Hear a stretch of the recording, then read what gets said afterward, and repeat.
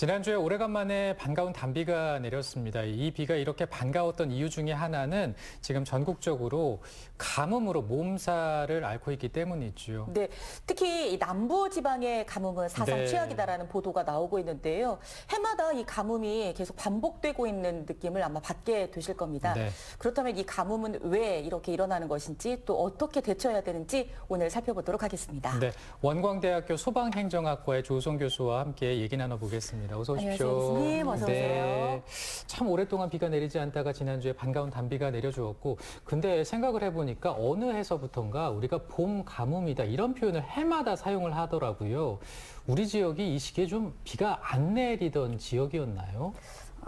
원래 우리나라 봄 날씨가 네. 이제 뭐 건조하고 또 변덕이 심한 그런 날씨이죠. 이제 따뜻한 바람이 불어오기 시작하면서 가뭄 현상들은 일어나고 있는데요. 보통 가뭄이라는 게 이제 비가 적게 와서 일시적으로 이렇게 물 부족을 겪게 되는 이런 때를 가뭄이라고 하는데, 일시적이라는 이야기는 비가 오면 해결이 된다라는 네네. 의미에서는 원래 건조 기후 이런 기후는 아닌 것이라는 거고요. 우리나라에서 보통 이제 봄 가뭄이 겨울 지나면서 이제 강수량이 줄어드는 영향 때문에 이제 많이 발생하고 있는데, 보통은 한 6, 7년 주기 정도로 이런 현상들이 나타났어요. 그랬는데 2000년대 이후 들면서는 거의 매년 이런 현상들이 반복적으로 일어나고 있습니다. 네.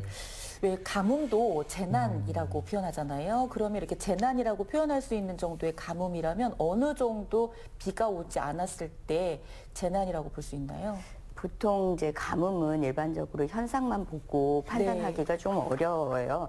이게 이제 그 기상 조건이라든지 지역의 그 관리 여건, 물 관리 체계나 이런 것들에 따라서 기준점이 좀 다르게 여겨지고 있습니다. 그래서 미국의 경우에는 일강수가 2.5mm 이하로 떨어지는 날이 48시간 이렇게 되면 가뭄이다라고 하기도 하고요. 네. 영국의 경우에는 그 일강수가 2.5mm 떨어지는 날이 15일 이상 연속해서 반복되면 가뭄으로 판단을 하기도 하는데, 네. 우리나라에서는 통상 평균 수준 이하로 강수량이 한 달 이상 이렇게 떨어지는 날들이 반복되면 이제 그 가뭄으로 판단을 하기는 합니다. 근데 분야별로도 조금 이건 차이가 크거든요. 네. 농업 지역의 경우에는 그 토양의 수분이 마르는 정도가 어느 정도냐에 따라서 판단을 하기도 하고, 수문학 자체만으로 본다면은 6개월이나 12개월 단위로 끊어서 이 강수량을 판단하기도 해서, 사실 이게 이제 어떤 기준점이 있다라고 보기보다는 네. 재난이라는 재난이라는 것은 이제 일정한 피해를 남겨야 재난으로서의 관리 가치가 있거든요. 이제 관리 능력이 우리에게 얼만큼 부족하고 그 수준에 미치지 못하는가 하는 정도에 따라서 조금 차등을 둬서 관리해야 되는 부분이라고 보겠습니다. 네.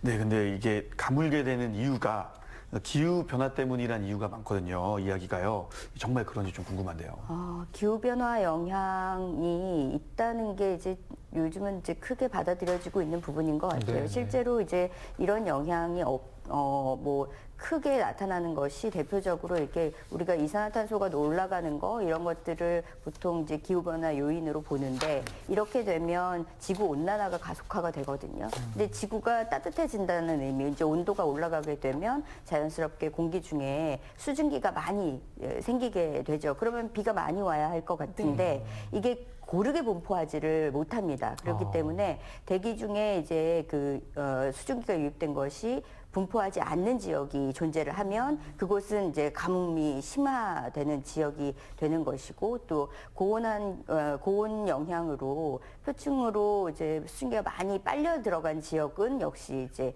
건조해지니까 가뭄의 영향이 커지게 되고, 이렇게 해서 실제로 기후 변화 영향이 이제 가뭄에도 크게 영향을 끼치는 요인이라고 보겠습니다. 네. 우리 삶의 이 기후 변화의 영향이 정말 가까이 다가와 있는 거네요. 네, 그렇습니다. 이제 앞서 네. 교수께서도 말씀하셨지만 이제 가뭄이 지역에 따라 좀 편차가 나타납니다. 특히나 이 뉴스에서 좀 보셨겠지만 남부지방의 경우는 가뭄이 너무나 심각한 상황이어서 광주 얘기 들어보니까 제한급수한다는 이야기도 있었고 뉴스에서 봤습니다.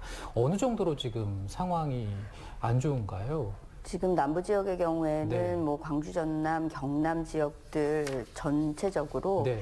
이게 올해만의 문제가 아니고 네. 이제 작년 봄부터도 계속해서 이제 가뭄주의가 있었거든요. 심각한 상태라고 하는데 네. 이제 엊그제 온 비도 사실 해갈에는 큰 도움이 되지 못하는 수준이었습니다. 1년 동안 누적된 강수량 수준으로 본다면은 1973년도 통계 이후에 최악의 수준이다. 이렇게 이야기를 하고 있고요. 네. 지금 도서 지역에서는 제한급수 시작된 것이 벌써 몇 달째 이어지고 있거든요. 특히나 이렇게 이제 식수원이 고갈되는 상황이 되면서 최근에 이제 한 2년 사이에 그 광주 전남 지역의 최대 식수원이라고 하는 그 섬진강 유역에 있는 댐들의 어떤 그 수표 면적, 그러니까 수면의 표면적이 축구장 600개 정도에 달하는 수준 면적까지 줄었다고 그러거든요. 600개요? 예. 670여 개 수준의 규모만큼 이렇게 감소를 하는 거예요. 네. 표면적이. 얼마나 많이 줄었는가 하는 것이 감이 안 오실 것 같은데 저수율 수준이 보통 한 20%대까지 떨어졌다고 네. 하거든요. 이게 영농철이 되면서 봄철은 아무래도 네. 이제 그 농작물 생육에 영향을 많이 미치기 때문에 농업 부문에도 영향을 많이 주지만 그렇죠. 최근에는 이 지역이 이제 여수 지역 중심으로 해서 석유화학 단지가 크게 분포한 지역이에요. 그런데 그 석유화학 사업이 대표적으로 물을 많이 사용하는 네. 그 업종이거든요. 그래서 실제로 공장 가동에도 어려움을 겪는 그런 일들이 지금 벌어지고 있습니다. 네. 이 우리나라가 또 물 부족 국가인데 이렇게 가뭄이 지속되면 정말 걱정이 많이 되거든요. 언젠가 제천에서요. 상당히 비가 안 와서 그 잠겨있던 학교 터가 이렇게 드러나 보이기도 했었고요. 호수에 잠겨 있다가 그리고 유람선 아예 멈추기도 했었고요. 굉장히 심각했던 걸로 기억하거든요. 지금 가뭄이 그 정도는 아닌 거죠? 다행히 이렇게 충북 지역의 경우에는 지금 어느 정도 네. 이제 평균 대비로 봤을 때 90% 수준 이런 수준까지 이제 강수도 그렇고 뭐 저수율도 그렇고 잘 유지를 하고 있는 상황이어서 가뭄을 우려할 만큼은 아니라고는 하지만 지역적인 편차는 조금 존재를 하는 것 같습니다. 그래서 북부 지역 같은 경우에는 이제 이런 수준의 강수가 지속된다라고 하면 아마도 5월쯤에는 약하게 가뭄을 좀 걱정해야 되지 않나라고 보이고요. 네. 다행히 뭐 식수원으로 쓰고 있는 충주댐이나 뭐 대청댐 수위 같은 경우에는 보통 수준을 유지하고 있는 걸로 그렇게 보고가 되고 있습니다. 네, 근데 이게 가뭄이 우리나라뿐 아니라 전 세계적으로도 큰 문제가 된다라고 들었습니다. 그러다가 또 이게 비가 오기 시작하면 적당히 오는 게 아니라 굉장히 또 많이 맞아요. 오고 네. 그런 경우가 많이 있는데요. 그래서 비가 온다고 이제 마냥 좋아해야 될지 그게 또 다른 재난이 되지 않을지 또 그런 걱정이 좀 있습니다. 네, 실제로 이제 작년에 네, 네. 우리 8월, 9월 사이에 엄청나게 폭우가 많이 그쵸. 쏟아졌었잖아요. 영국에서도 뭐 폭염과 함께 건조한 날씨가 이어지면서 화재 위험 최고 경보 이런 게 발령이 되기도 하고요. 런던의 일부 런던 지역을 비롯해서 8개 동남부 지역의 경우에는 가뭄을 공식적으로 선포도 했었습니다.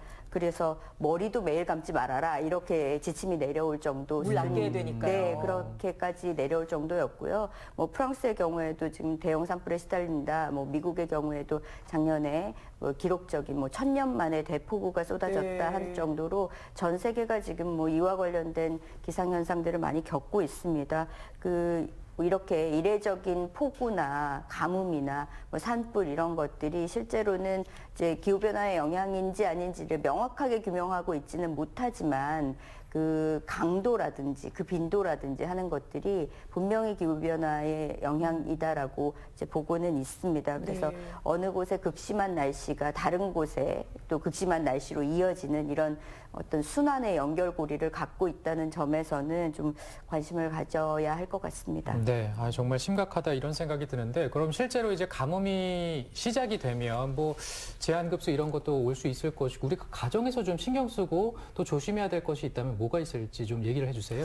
일단 물을 좀 네. 아껴야 되지 않을까 네. 싶은데 네, 어떻게 맞습니다. 보시나요? 가정에서 사용하시는 것이 대부분 뭐 화장실, 네. 부엌, 네. 조리하실 때나 아니면 세탁하실 때 많이 사용하게 될 텐데 설거지할 때나 뭐 빨래하실 때 좀 물을 받아서 쓴다든지 세탁물 모아서 쓴다든지 하는 것도 필요하고요. 우리 양치할 때나 면도하실 때 네. 물 틀고 하잖아요. 사용하실 맞아요. 때는 좀 잠그시는 것이 필요하고요. 이런 거를 조금 도와주기 위해서는 뭐 절약형 샤워 꼭지라든지 뭐 수량 조절기 이런 게 부착된 제품들을 좀 사용하시면 도움이 될 것 같습니다. 특히나 또 새는 물 없도록 좀 관리를 하셔야 되잖아요. 누수 점검도 꼭 해보시는 것이 중요하죠. 필요하겠습니다. 네. 제가 언젠가 이제 페루를 갔는데 태양의 나라, 정열의 나라라고는 하지만 뭐 스페인 일대가 그렇잖아요.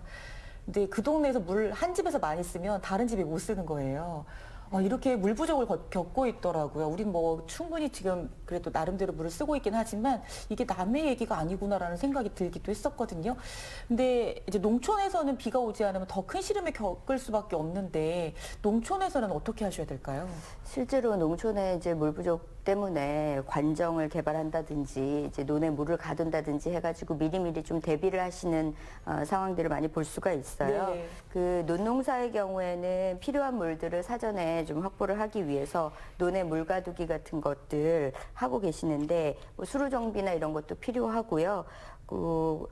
대파를 할 수 있는 이제 만일 사태를 대비해서 대파용 종자라든지 대체 작물들도 계획을 하시는 것이 좋지 않을까라고 생각이 들고 실제로는 밭작물이 물 부족에 더 취약합니다. 이것은 뭐 우리 일단은 이제 관계농업을 하는 기반 시설 정비를 한 것이 논농사 중심으로 했었기 네. 때문에 수리안전밥 비율이 낮은 것이 이제 가장 큰 원인이기는 하거든요. 이동식 스프링클러 같은 거 요즘 많이 사용하시는데 밭작물 시들지 않도록 관리하는 데는 도움이 된다고 합니다. 사용하시는 것이 좋겠고 토양 피복이 가능한 곳은 볏짚을 깐다든가 비닐을 덮는다든가 해서 좀 수분 손실을 막아주시는 것이 좋겠습니다. 네, 그렇겠네요.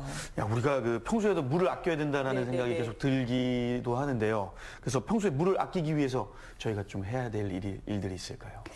낭비하는 물을 좀 줄여야 하는 것이 가장 큰데요. 생활용수 같은 경우에 낭비되는 물들이 꽤 많이 있습니다. 그래서 어디가 낭비되는지 좀 가정에서 살펴보시는 것도 좋겠고 빗물이나 재활용수를 사용할 수 있는 곳에는 그렇게 허드렛물을 이용하시는 것도 방법이 될 수가 있습니다. 신경 써서 이렇게 식수가 부족해지는 일은 없도록 좀 주의를 해주시면 좋겠고 이렇게 앞서서 말씀드렸던 생활 속의 실천 방법들 활용해서 한 10% 정도만 물을 줄인다고 해도 우리가 1년이면 2.5억 톤의 물을 줄일 수가 있다고 하거든요. 네네. 그 양은 뭐 팔당댐 한 2개 정도의 분량이라고 하니까 엄청나게 많은 물을 생활 속에서도 절약하실 수가 있습니다. 네, 정말 이 습관이 중요하겠구나라는 생각도 한번 해보게 됩니다. 또 가정에서 이렇게 지키시면 수도세도 아끼는 거니까. 그리고 이제 가정을 넘어서 이제 이 재난적인 가뭄이 오지 않았으면 좋겠는데 오게 될 경우에 정부에서도 여러 가지 대책을 내놓게 되면 우리가 또 주목하게 되는데 이 사회나 정부에서 또 보완해야 될 점은 뭐라고 보세요? 말씀드린 것처럼 우리나라는 유역별로 강수 편차가 굉장히 크고요. 네네. 그렇기 때문에 이제 유역 간에 도수로를 건설한다든가 해서 물이 어느 정도 이동할 수 있는 길을 열어두는 것이 이제 구조적으로는 좀 필요하다라고 보고 있습니다. 근데 물 절약과 관련해서는 인식 전환도 굉장히 중요한데 그걸 위해서는 실제로는 국가적인 자원이 된다. 물이 이렇게 좀 인식을 전환해주는 계기가 필요할 것 같습니다. 네. 그리고 유럽이나 이런 곳에서는 세차장이라든지 뭐 물놀이장 이런 물을 많이 사용하는 곳에는 세수를 좀 부과를 좀 강하게 하는 그런 것들도 쓰고 있거든요. 네. 실제로 사용할 수 있는 물이라는 측면에서 본다면 수도 요금을 현실화하는 것도 좀 논의해야 되지 않나라고 생각이 듭니다. 네, 정말 50년 만에 봄 가뭄이다 이런 얘기도 있고요. 물이 자원이라는 인식 가지면서 평소에 좀 물도 절약하는 습관 그리고 환경 보호를 하는 습관도 길러야겠다는 생각을 해보게 됐습니다. 오늘 조성 교수와 함께 얘기 나눠봤습니다. 고맙습니다. 네, 감사합니다. 네, 오늘 오성원 리포터 농촌에서 도시농부의 이야기 너무 잘 들었어요. 감사합니다. 고맙습니다. 어제부터 우리나라에 올해 최악의 황사가 영향을 미치고 있습니다. 이제 나가실 때 마스크를 잘 쓰고 가셔야 되고 또 틈틈이 물을 마셔주는 것도 도움이 되는데 네. 또 도움이 될 만한 식재료가 있더라고요. 네, 뭐 시원하게 드실 수 있는 모의 네. 경우에는 기침과 가래를 없애는 데 도움이 된다고 하고요. 등푸른 생선과 토마토 많이 드실 텐데요. 네. 이게 폐질환을 예방하는 데 역시 큰 도움을 줄 수 있다고 합니다. 네. 그리고 브로콜리도 많이 삶아서 드시기도 하는데요. 네. 브로콜리가 폐에 있는 유해 물질의 찌꺼기를 없애는 데도 큰 도움이 된다고 하니까 이렇게 좋은 식재료를 통해서 폐질환을 한번 예방해 보는 거 좋겠습니다. 알겠습니다. 자, 잘 챙겨주시고요. 저희는 내일 또 인사드리겠습니다. 고맙습니다. 고맙습니다.